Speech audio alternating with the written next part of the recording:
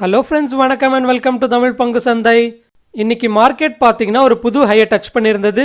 அதில் குறிப்பாக சென்செக்ஸ் பார்த்தீங்கன்னா 50,000 மார்க்கை வந்து டச் பண்ணியிருந்தது. சென்செக்ஸ் வந்து 5,000லேருந்து 50,000 ரீச் ஆகிறதுக்கு கிட்டத்தட்ட 21 இயர்ஸ் ஆயிருக்கு. அண்ட் இந்த லாஸ்ட் 1 இயர்லேயே கம்பேர் பண்ணி பார்க்குறப்போ 2020 மார்ச்ல சென்செக்ஸ் வந்து கிட்டத்தட்ட 25,000 ரேஞ்சில் இருந்தது. ஸோ அங்கேருந்து 10 மந்த்ஸ்லேயே கிட்டத்தட்ட டபுள் ஆகி இப்போ 50,000 ரீச் பண்ணியிருக்கு. ஸோ இப்படி மார்க்கெட் வந்து அதோட புது ஹையை டச் பண்ணி ஆல்மோஸ்ட் பாசிட்டிவாக இருந்தது. ஆனால் end of the day market close ஆகிறதுக்கு ஒரு ½ hour முன்னாடி பார்த்தீங்கன்னா மார்க்கெட்டில் ஒரு நல்ல ஃபால் இருந்தது. ஸோ கடைசியாக மார்க்கெட்டோட க்ளோசிங்கில் பார்த்தீங்கன்னா நிஃப்டி 50 வந்து கிட்டத்தட்ட 54 பாயிண்ட்ஸ் டிக்ரீஸ் ஆகி 0.37% நெகட்டிவ்ல 14,590ல் க்ளோஸ் ஆயிருக்கு. அண்ட் அதுவே பேங்க் நிஃப்டி வந்து கிட்டத்தட்ட 356 பாயிண்ட்ஸ் டிக்ரீஸ் ஆகி 1.10% நெகட்டிவ்ல 32,186ல் க்ளோஸ் ஆயிருக்கு. ஓகே, இன்னைக்கு நியூஸ் அனாலிசிஸில் பார்த்தீங்கன்னா 4 டிஃப்ரெண்ட் செக்டாரோட ஸ்டாக்ஸை பார்க்க போகிறோம். ஒன்று பேங்கிங் செக்டார்லேருந்து பந்தன் பேங்கை பார்க்க போகிறோம், அடுத்து பெயிண்ட் செக்டார்லேருந்து ஏஷியன் பெயிண்ட்ஸை பார்க்க போகிறோம், இன்னொன்று ஆட்டோ செக்டார்லேருந்து பஜாஜ் ஆட்டோவை பார்க்க போகிறோம், அண்ட் அதே போல் ரிலையன்ஸ் அண்ட் ஃபியூச்சர் ரீட்டைல் ரிலேட்டடாகவும் பார்த்துட்டு இந்த வீடியோ க்ளோஸ் பண்ணலாம். அதுக்கு முன்னாடி நீங்கள் நம்ம தமிழ் பங்கு சந்தை சேனலை சப்ஸ்கிரைப் பண்ண மறந்துருந்தீங்கன்னா கண்டிப்பாக சப்ஸ்கிரைப் பண்ணிக்கோங்க. அப்படியே பக்கத்தில் இருக்க பெல் ஐக்கானையும் கிளிக் பண்ணிக்கோங்க. அண்ட் நம்மளோட கண்டென்ட் உங்களுக்கு பிடிச்சதுன்னா கண்டிப்பாக லைக் பண்ணி உங்கள் ஃப்ரெண்ட்ஸ் அண்ட் ஃபேமிலிஸ்க்கும் ஷேர் பண்ணுங்கள். அண்ட் மார்க்கெட் அப்டேட்ஸுக்கு வீடியோ டிஸ்கிரிப்ஷனில் இருக்கிற டெலிகிராம் லிங்கை கிளிக் பண்ணி டெலிகிராம் சேனலையும் ஜாயின் பண்ணிக்கோங்க.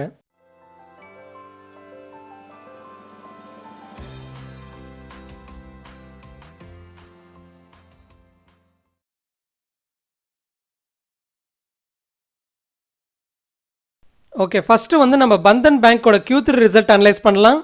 ஸோ பந்தன் பேங்கோட நெட் இன்ட்ரெஸ்ட் இன்கம் பார்த்தீங்கன்னா இந்த குவார்ட்டரில் அரௌண்ட் 2,071 crores சொல்லியிருக்காங்க. அதுவே போன வருஷம் இதே குவார்ட்டரில் 1,540 crores இருந்திருக்கு. ஸோ அவங்களோட நெட் இன்ட்ரெஸ்ட் இன்கம் வந்து இயர் ஆன் இயர் கம்பேரிஷனில் கிட்டத்தட்ட 34.5% க்ரோ ஆயிருக்கு.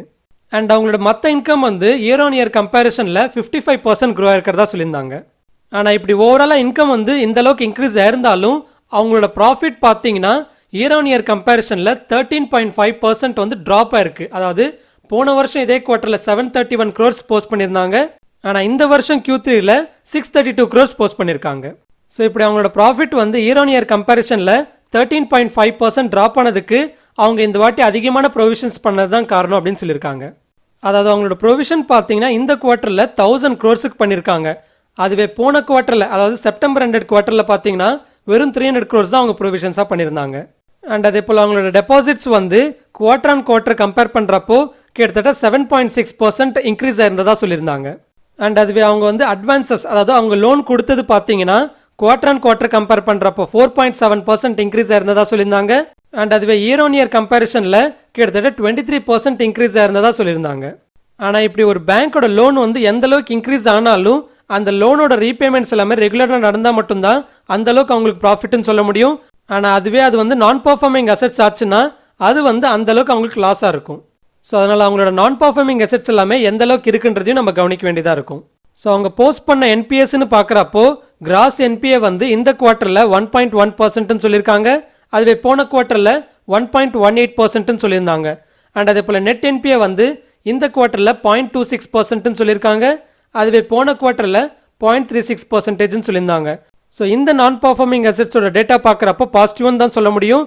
ஆனால் ஆக்சுவலாக இதில் வந்து பேட் லோன்ஸ் எதுவுமே இன்க்ளூட் பண்ணல. அதாவது சுப்ரீம் கோர்ட்டோட ஆர்டர் படி மோரட்டோரியம் பீரியட் முடிஞ்ச பிறகு வந்த பேட் லோன்ஸ் எதுவுமே வந்து இதில் இன்க்ளூட் பண்ணல. அப்படி அந்த பேட் லோன்ஸை இன்க்ளூட் பண்ணி பார்க்குறப்போ பந்தன் பேங்கோட கிராஸ் என்பிஏ வந்து இந்த குவார்ட்டரில் கிட்டத்தட்ட 7.12% இருக்குது. அதுவே போன குவார்ட்டரில் வெறும் 1.5% இருந்தது. அண்ட் அதே போல் நெட் என்பிஏ வந்து இந்த குவார்ட்டரில் 2.36% இருக்கும். அண்ட் அதுவே போன குவார்ட்டரில் 0.72% இருந்தது. ஸோ பந்தன் பேங்கோட நான் பர்ஃபார்மிங் அசெட்ஸ் வந்து இந்த குவார்ட்டரில் ரொம்பவே இன்க்ரீஸ் ஆயிருக்கு. இது வந்து பந்தன் பேங்க்குக்கு ரொம்பவே நெகட்டிவாக இருக்குது. அண்ட் இதுக்கு பந்தன் பேங்க் வந்து என்ன ரீசன் சொல்லியிருக்காங்கன்னா அவங்களோட மோஸ்ட் ஆஃப் த கஸ்டமர்ஸ் எல்லாமே வந்து பேமெண்ட் பண்ணிட்டு தான் இருக்காங்க.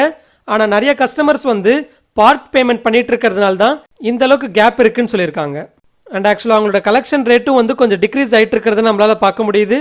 ஆஸ் ஆன் 31st டிசம்பர் படி பார்க்குறப்போ இவங்களோட கலெக்ஷன் ரேட் வந்து கஸ்டமர் பேஸ்டாக பார்த்தீங்கன்னா 94% இருக்குன்னு சொல்லியிருந்தாங்க. அண்ட் அதுவே டோட்டல் லோன் வேல்யூ படி பார்க்குறப்போ 92% வந்து கலெக்ஷன் ரேட் இருந்ததுன்னு சொல்லியிருந்தாங்க. ஆனால் அது வந்து ஃபர்ஸ்ட் 15 days ஆஃப் ஜனவரி மந்த்தில் வந்து 2% குறைஞ்சிருக்கிறதா சொல்லியிருக்காங்க. அண்ட் அதில் ஸ்பெசிஃபிக்காக வந்து வெஸ்ட் பெங்கால் அண்ட் அஸ்ஸாமில் வந்து கலெக்ஷன் ரேட் நல்லா சஃபர் ஆயிருக்குன்னு சொல்லியிருக்காங்க. ஸோ ஓவராலாக இவங்களோட இன்கம் வந்து இன்க்ரீஸ் ஆயிருந்தாலும் அவங்களோட ப்ராஃபிட் வந்து ஹையர் ப்ரொவிஷன்ஸ்னால டிக்ரீஸ் ஆயிருந்தது. அண்ட் அதே போல் முக்கியமாக வந்து அவங்களோட கிராஸ் என்பிஏ எல்லாமே அவங்களோட பேட் லோன்ஸை கன்சிடர் பண்ணி பார்க்குறப்ப ரொம்பவே இன்க்ரீஸ் ஆயிருக்கு. இது வந்து நெகட்டிவான அப்டேட். அண்ட் அதே போல் கலெக்ஷன் ரேட்டும் டிக்ரீஸ் ஆகிட்டு இருக்கிறது ஓவராலாக இவங்களுக்கு வந்து நெகட்டிவான அப்டேட்டாக இருக்குது. ஓகே, அடுத்து ரொம்ப நாள் கழிச்சு ஃபியூச்சர் குரூப் அண்ட் ரிலையன்ஸோட டீல் ரிலேட்டடாக ஒரு அப்டேட் வந்திருக்கு. அது என்ன அப்டேட்னு பார்க்குறப்போ ரிலையன்ஸ் இண்டஸ்ட்ரீஸும் ஃபியூச்சர் குரூப்பும் பார்த்தீங்கன்னா 24,713 crores வந்து ஒரு டீல் போட்டிருந்தாங்க. அண்ட் அந்த டீலில் செபிக்கு வந்து எந்த ஒரு ஆப்ஜெக்ஷனும் இல்லைன்னு சொல்லியிருந்தாங்க. அண்ட் அதை தொடர்ந்து பிஎஸ்சி அதாவது ரெகுலேட்டர்ஸும் வந்து இந்த ரிலையன்ஸ் இண்டஸ்ட்ரீஸ் அண்ட் ஃபியூச்சர் குரூப்போட டீலில் வந்து எந்த ஒரு ஆப்ஜெக்ஷனும் இல்லைன்னு சொல்லியிருக்காங்க. ஆக்சுவலாக இந்த டீலை வந்து ஸ்டாப் பண்ணணும்னு சொல்லி அமேசான் வந்து சிங்கப்பூர் இன்டர்நேஷனல் ஆர்பிட்ரேஷன் கோர்ட்டில் வந்து கேஸ் ஃபைல் பண்ணியிருந்தாங்க.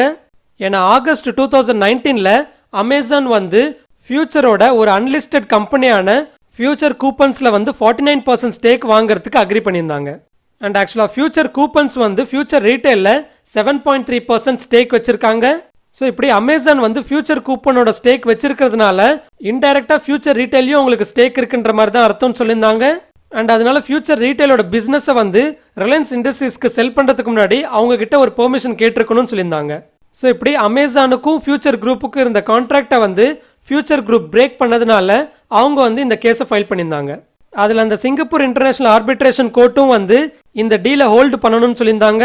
ஆனால் இன்டர்நேஷனல் ஆர்பிட்ரேஷன் கோர்ட்லாமே இந்தியன் கம்பெனிஸை வந்து என்ஃபோர்ஸ் பண்ணாது. ஆனால் அமேசான் வந்து தொடர்ந்து செபிக்கும் ரெகுலேட்டர்ஸ்க்கும் வந்து இந்த டீலை வந்து சிங்கப்பூர் ஆர்பிட்ரேஷன் கோர்ட்டோட இன்டரிம் ஜட்ஜ்மெண்ட்டை வச்சு ஹோல்டு பண்ண சொல்லிட்டு இருந்தாங்க. அண்ட் அதனால ஃபியூச்சர் குரூப்பும் பார்த்தீங்கன்னா டெல்லி ஹைகோர்ட்டுக்கு போயிருந்தாங்க. அதில் என்ன சொல்லியிருந்தாங்கன்னா அமேசான் வந்து எங்களோட டீலை ஸ்டாப் பண்ணணும்னு சொல்லி ரெகுலேட்டர்ஸ்க்கும் செபிக்கும் லெட்டர் போட்டுட்டு இருக்காங்க. இப்படி சிங்கப்பூர் இன்டர்நேஷனல் ஆர்பிட்ரேஷன் கோர்ட்டோட இன்டரிம் ஜட்ஜ்மெண்ட்டை கன்சிடர் பண்ணி இந்த டீலை ஸ்டாப் பண்ணுங்கன்னு சொல்லி இந்த லெட்டர் போடுறத வந்து கொஞ்சம் ரெஸ்ட்ரெயின் பண்ணுங்கன்னு சொல்லியிருந்தாங்க. ஆனால் ஹைகோர்ட் என்னவோ இதை வந்து மறுத்துட்டாங்க. அதாவது அமேசான் வந்து ரெகுலேட்டர்ஸ்க்கோ இல்லை செபிக்கோ வந்து அவங்களோட ரிக்வஸ்ட் அனுப்புறது அனுப்பிக்கிட்டு தான் இருக்கலாம். அண்ட் செபியும் ரெகுலேட்டர்ஸும் வந்து அவங்களோட முடிவை அவங்க எடுக்கலாம் அப்படின்னு சொல்லியிருந்தாங்க. ஸோ அப்படி தான் வந்து செபி இதை ரிவ்யூ பண்ணி இந்த ரிலையன்ஸ் இண்டஸ்ட்ரீஸ் அண்ட் ஃபியூச்சர் குரூப்போட டீலில் வந்து எந்த ஒரு ஆப்ஜெக்ஷனும் இல்லைன்னு சொல்லியிருந்தாங்க. ஆனால் அதில் ஒரு மென்ஷனும் பண்ணியிருந்தாங்க, இந்த டீல் ரிலேட்டடாக சில ஆர்பிட்ரேஷன் கேசஸும் அண்ட் லீகல் ப்ரொசீடிங்ஸும் போயிட்டு இருக்கிறதுனால செபியோட கமெண்ட்ஸ் அண்ட் ஆக்ஷன்ஸ் வந்து அந்த லீகல் ப்ரொசீடிங்ஸோட ஃபைனல் அவுட்கமுக்கு தகுந்த மாதிரியும் மாறும் அப்படின்னு சொல்லியிருக்காங்க. ஸோ ஓவராலாக ஆல்ரெடி பார்த்தீங்கன்னா காம்படிஷன் கமிஷன் ஆஃப் இந்தியா வந்து இந்த டீலுக்கு ஓகே சொல்லியிருந்தாங்க. அண்ட் அதே போல் செபியும் அண்ட் ரெகுலேட்டர்ஸும் வந்து இந்த டீலில் அவங்களுக்கு எந்த ஒரு ஆப்ஜெக்ஷனும் இல்லைன்னு சொன்னதுனால ஃபியூச்சர் குரூப்போட ஸ்டாக்ஸ் அண்ட் ரிலையன்ஸ் இண்டஸ்ட்ரீஸ் எல்லாமே இன்னைக்கு பாசிட்டிவாக ரியாக்ட் ஆகிட்டு இருந்தது. ஸோ இப்போதைக்கு இந்த டீல் ரிலேட்டடாக சிங்கப்பூர் இன்டர்நேஷனல் ஆர்பிட்ரேஷன் கோர்ட்டில் அமேசான் ஃபைல் பண்ண கேஸ் மட்டும் இருக்குது. ஓகே, அடுத்து பஜாஜ் ஆட்டோட ரிசல்ட்டை பார்க்கலாம்.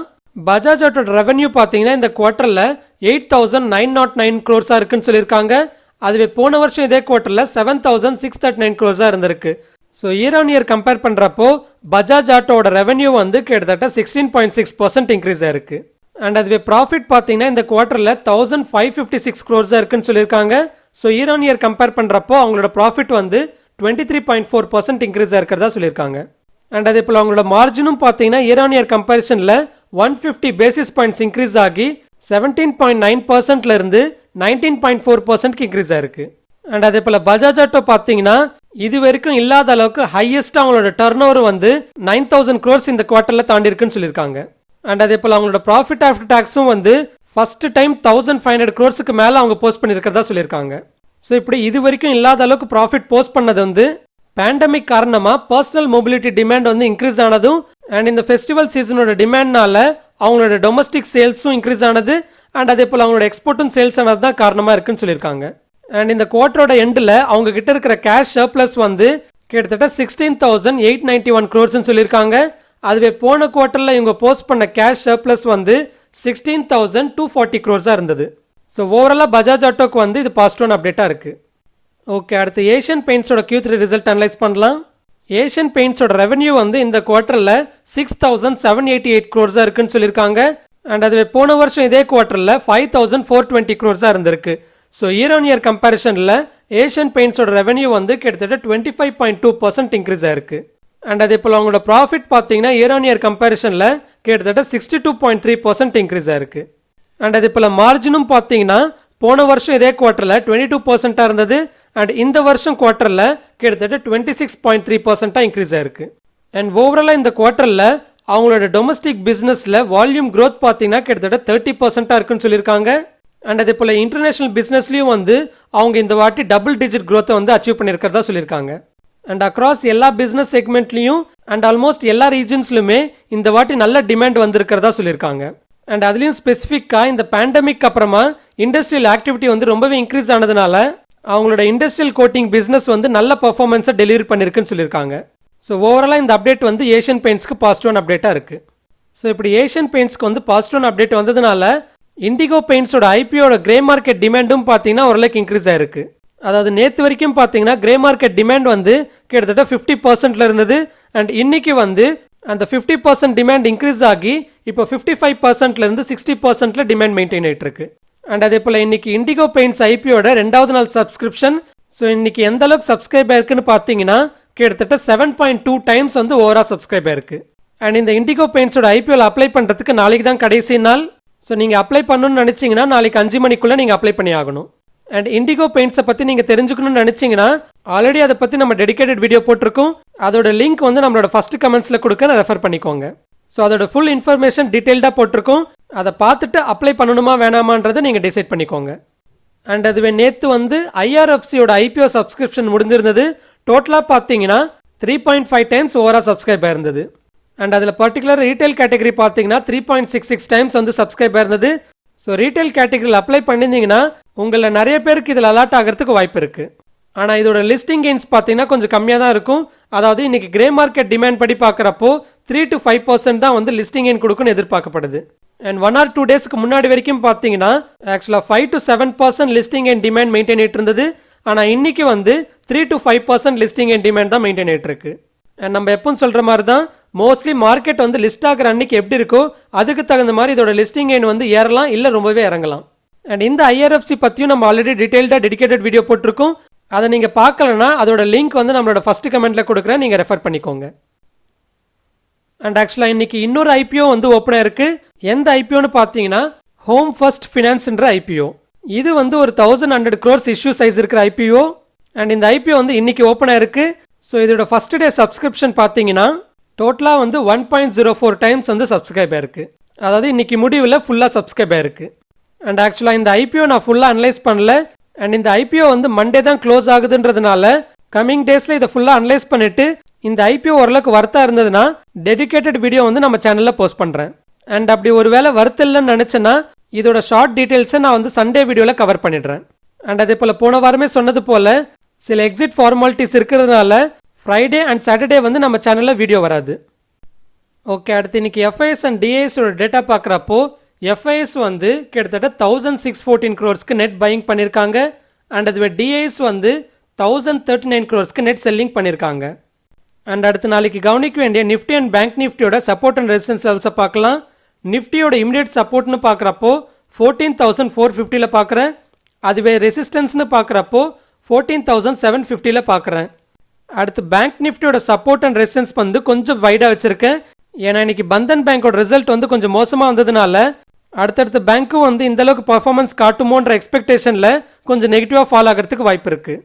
ஸோ பேங்க் நிஃப்டியோட இமீடியட் சப்போர்ட் வந்து 31,550 பார்க்குறேன். அதுவே ரெசிஸ்டன்ஸ் வந்து 32,850 பார்க்குறேன். அடுத்து நெக்ஸ்ட் வீக் எக்ஸ்பைரி ஆகிற நிஃப்டியோட ஆப்ஷன் செயின் பார்க்குறப்போ ஓப்பன் இன்ட்ரெஸ்ட் எல்லாமே கொஞ்சம் வைடாக இருக்குது. ஏன்னா ஃபர்ஸ்ட் பிப்ரவரி வந்து பட்ஜெட் டேன்றதுனால கொஞ்சம் மார்க்கெட் வந்து வோலட்டைலாகவே இருக்கும். அண்ட் அதுக்காகவே ஓப்பன் இன்ட்ரெஸ்ட் எல்லாமே கொஞ்சம் வைட் ரேஞ்சில் பில்டப் ஆயிருக்கு. ஸோ கால் ஆப்ஷன் சைடில் ஓப்பன் இன்ட்ரெஸ்ட் பார்த்தீங்கன்னா 15,000 ஸ்ட்ரைக் ப்ரைஸில் அதிகமாக பில்ட் ஆயிருக்கு. அண்ட் அதே போல் புட் ஆப்ஷன் சைடில் பார்த்தீங்கன்னா 14,000 ஸ்ட்ரைக் ப்ரைஸில் அதிகமான ஓப்பன் இன்ட்ரெஸ்ட் பில்ட் ஆயிருக்கு. ஸோ இது ஃப்ரெண்ட்ஸ் ஃபைனலி நம்ம வீடியோ. ஸ்டாக் மார்க்கெட் ரிலேட்டடாக லேட்டஸ்ட் அப்டேட்ஸ் வேணும்னா டிஸ்கிரிப்ஷனில் இருக்கிற லிங்கை கிளிக் பண்ணி டெலிகிராம் சேனலில் ஜாயின் பண்ணிக்கோங்க. அண்ட் இன்ஸ்டாகிராம் பேஜை ஃபாலோ பண்ணிக்கோங்க. இந்த கண்டென்ட் பிடிச்சிருந்துன்னா கண்டிப்பாக லைக் பண்ணுங்கள். அப்படியே உங்கள் ஃப்ரெண்ட்ஸ் அண்ட் ஃபேமிலிஸ்க்கும் ஷேர் பண்ணுங்கள். இந்த வீடியோ ரிலேட்டடாக உங்களுக்கு ஏதாவது கருத்து இருந்ததுன்னா கமெண்ட்டில் சொல்லுங்கள். அண்ட் நம்ம சேனலை சப்ஸ்கிரைப் பண்ண மறந்துருந்தீங்கன்னா கண்டிப்பாக சப்ஸ்கிரைப் பண்ணிக்கோங்க. இன்னொரு இன்ட்ரெஸ்டிங் வீடியோட மறுபடியும் உங்கள் முன்னாடி வரேன். அது வரைக்கும் டேக் கேர். ஜெய் ஹிந்த்.